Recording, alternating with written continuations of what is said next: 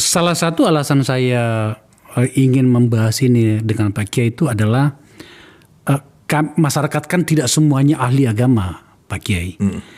Dalam perbincangan di ruang sosial itu ada narasi begini.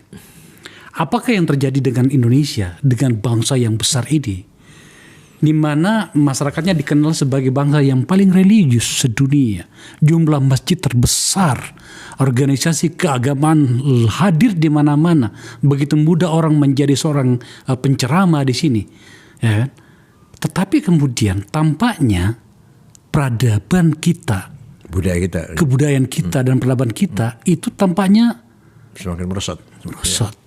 Yang kemudian membuat orang berpikir begini, apa benar nggak sih Islam adalah jawaban bagi masa depan?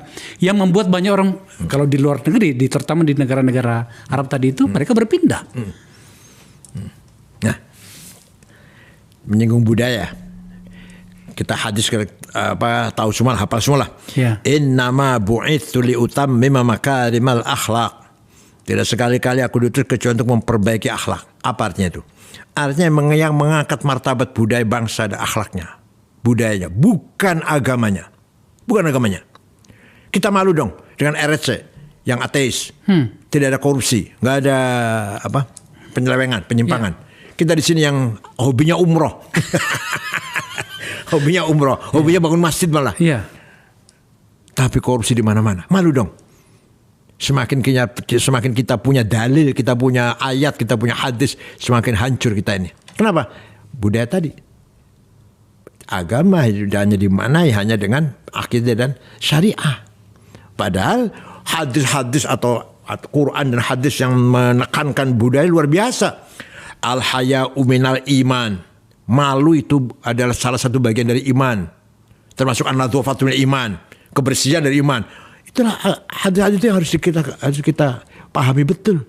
Sampai Pak Kiai, sampai bagian saya tertarik betul soal ini. Sampai pada bagian ini, apa kira-kira tawaran dari kita kepada masyarakat yang literasi agamanya ini tidak selengkap Pak Kiai, agar kemudian kerusakannya tidak menjadi semakin membesar? Yang saya sampaikan tadi, bangsa yang luar biasa. Jumlah masjid besar sekali, bagaimana upacara-upacara keagamaan demikian ada di mana-mana, budaya umroh dan segala macam yang luar biasa, tapi kok kita tampaknya tidak menjadi lebih baik gitu dalam segala hal. Ya. Pertama, kehilangan kedua, kehilangan panutan. Kehilangan apa? Figur yang layak diikutin atau yang kita bangga menjadi ikutan. Ya. Baik di mana-mana, terjadi mana-mana, di NU, di Muhammadiyah atau di mana lah. Tapi bagaimanapun ya di NU masih punya benteng, itu pesantren.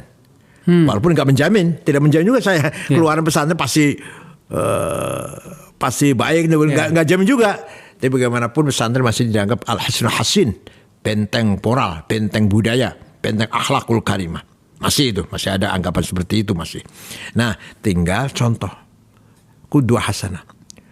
Setiap umat harus ada contoh, harus ada panutan. Setiap umat, setiap generasi. Nabi Muhammad menjadi contoh, Abu Bakar jadi contoh, Umar jadi contoh, Utsman jadi contoh, Ali jadi contoh, dan seterusnya. Dalam Islam itu contoh itu apakah figur atau sistem? Dua-duanya. Sistem baik kalau nggak ada figur yang melaksanakan. Persoalan juga. Betul. Tapi yang saya heran. Kenapa RRC yang ateis bisa membangun pemerintah yang bersih, pemerintahan yang bahasa Arabnya, bahasa agama istiqomah, bahasa Arabnya istiqomah dengan undang-undang aturan. Kita yang bahasa religius yang rajin melanggar undang-undang. Malu kita ini. Kenapa? Karena budaya kita, karakter kita yang belum beres. Maka dalam Quran juga dikatakan, yatlu alim ayat wa zakihim. Muhammad ajarkan mereka Quran, mereka atau orang Arab, dan karakter bangun dulu. Baru wa yu'allimu kitab, baru ilmu. Karakter dulu, baru pendidikan. Urutan Qurannya begitu. Yatlu alim ayat, sampaikan Quran pada mereka. Yuzakihim, karakter harus dibangun mereka, karakter akhlaknya. Setelah itu, wa'allimul kitab, ilmu pengetahuan. Ada satu hal yang harus saya sampaikan